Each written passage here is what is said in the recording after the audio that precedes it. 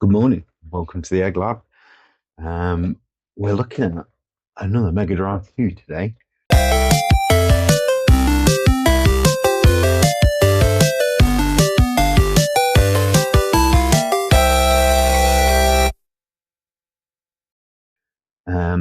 This I picked up very cheap off eBay.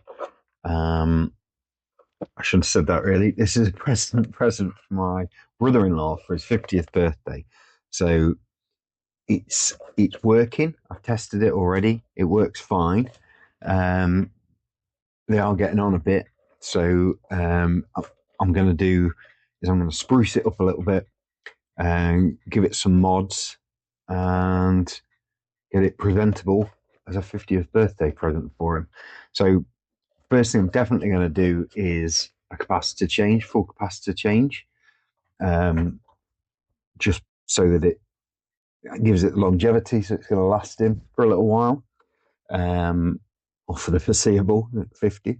I want to make this as easy as possible for him to use.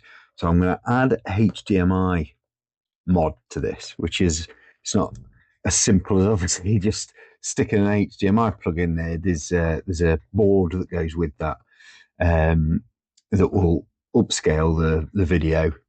So not only does it output in HDMI, but also with a really good video quality as well. Which whenever you're converting stuff to put it on a flat screen, they're designed to go on CRTs, so graphically they lose something. But hopefully this model will make it just about the best video output that we're going to get. While I'm at it, I'm going to upgrade the power. Hopefully upgrade the power so it runs on USB-C. Again, just to make it easier for him to use. And then we're gonna give it a clean up and see if we can put some special finishing touches on just to make it a little bit extra special. So that's what we're doing. The capacitors, now for a previous video I recapped a Mega Drive 2, and in the end the ASIC had completely failed. I think I made it worse. So I'm going to use those capacitors, reuse them on this, and make a start with that. And obviously the shell needs a good clean up because it's a bit ditched and a bit grimy. So on we go, Mega Drive 2. Okay, so first things first, let's get her open.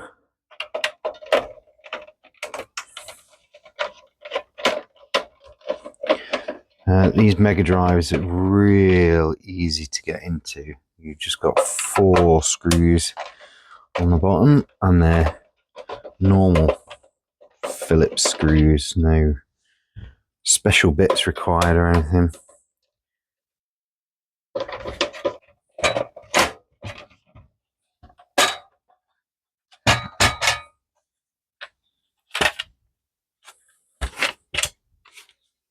Set that aside.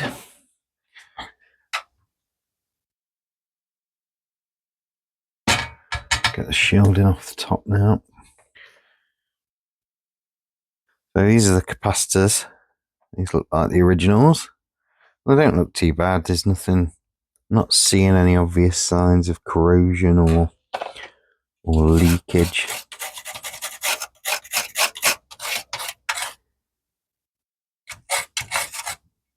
Not at first glance anyway, but you know, these are going to have been in here for, here we go, 10th of August 1996.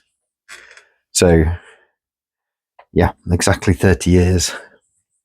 So these are due a change. Otherwise, the board's pretty damn good. Okay.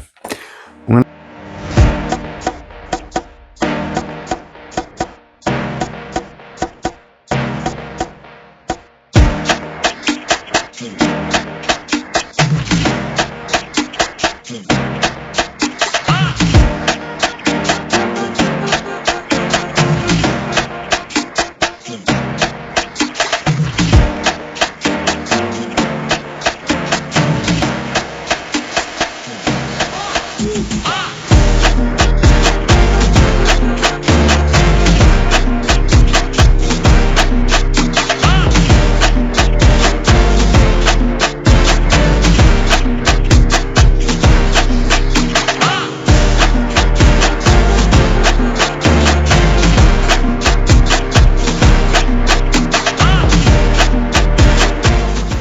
so that's the recap done. Took a bit longer than I expected, but it was quite tricky getting them off the old one into the new. Burnt my thumb quite badly on the old desolderer, but we got there in the end. So all of these capacitors have now been changed. So I think the best thing I could do right at this moment, I've cleaned it up a bit because I had to use a little bit of flux, especially where I needed to repair some of the pads or bypass some of the pads. So I think the best thing I can do now is give it a test and make sure that I had a working Mega Drive. Let's make sure I've still got a working Mega Drive. My trusty copy of Strider. And we have a red light. And we have Strider. No sound. A bit weird. Ah, there we go.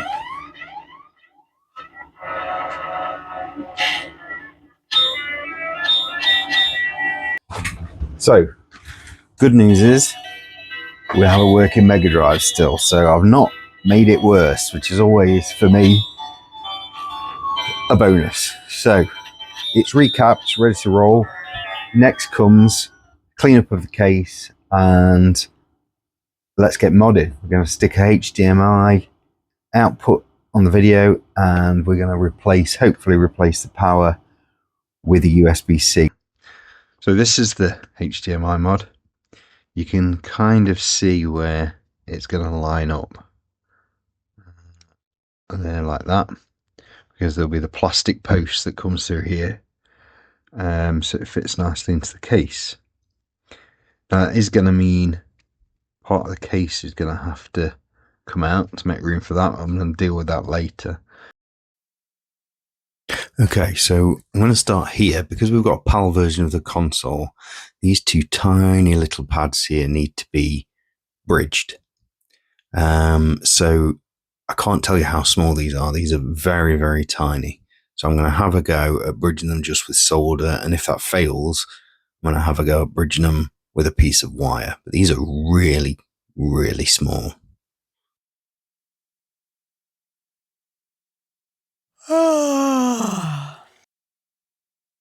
Okay, so I've failed miserably with just the solder. I'm going to try and use this piece of wire just to help me bridge the two. But it's just so fiddly. It's so incredibly fiddly. Okay, I think I've got it in place. I'm applying hot air with a little bit of flux. And hopefully what we should start to see is it kind of moves itself into position. Give it a little nudge to help it out.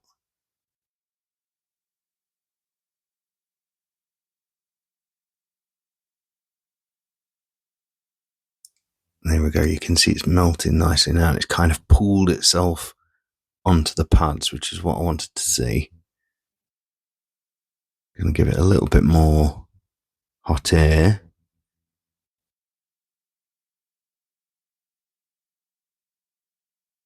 I'll take that away. Hopefully we should see it take. There it goes. Okay. That's looking good. How do I test it though?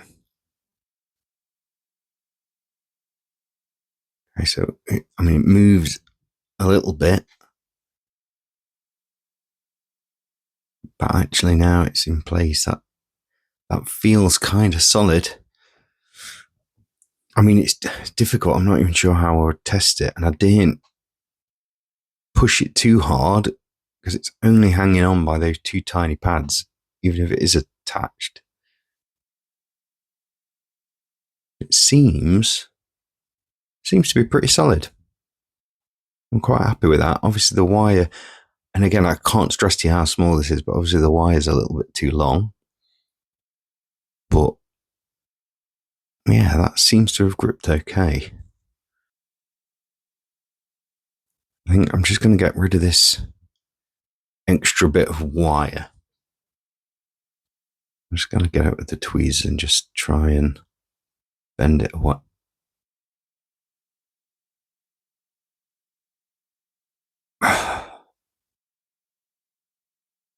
I can't tell you how frustrating that is. Okay, why didn't I just leave it? I should have just left it. Let's try again. There. I think that's fine, and it's taken.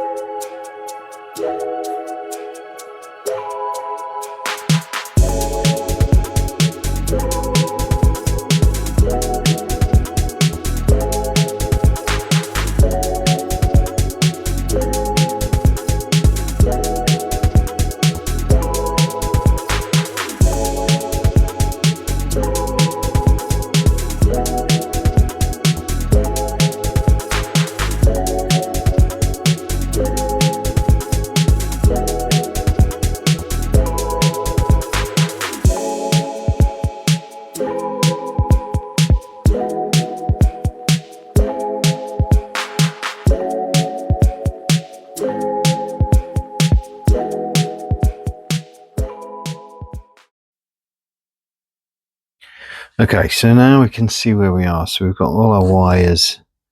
It's a bit of a mess. There's wires everywhere at the moment. But what we're next? So here's where we are with the wires. All our wires are in situ. They're a bit all over the place at the minute. So I'm going to tidy that up in terms of routing them. I don't want to do that too much until I know exactly where they're going to go. But obviously we'll need to make sure they're tucked out of the way. And we're just going to pop that over these points. I'll just insulate them. It's essentially going to sit there.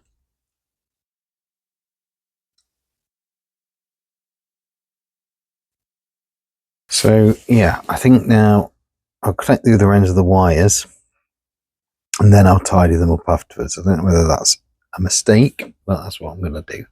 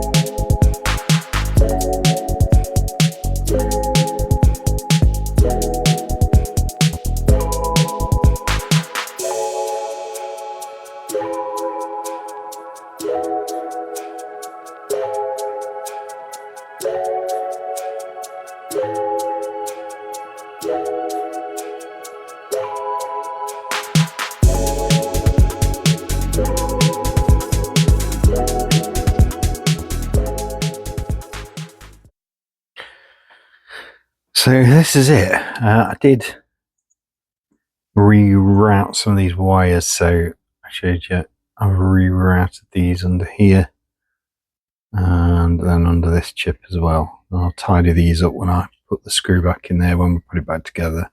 Not sure what I'm going to do with these yet, but I'll figure those out. But this is the mod itself.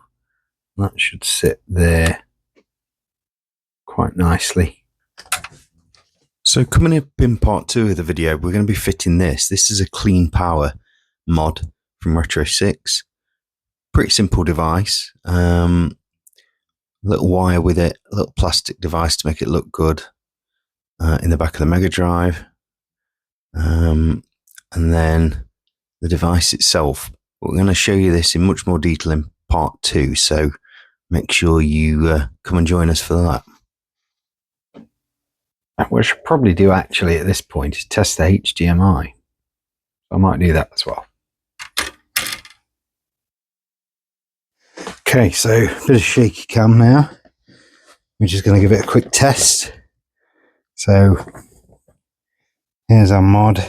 We've plugged our old school power cable in, and our handy copy Strider, and wired it up to this giant TV here. So let's give it a whirl.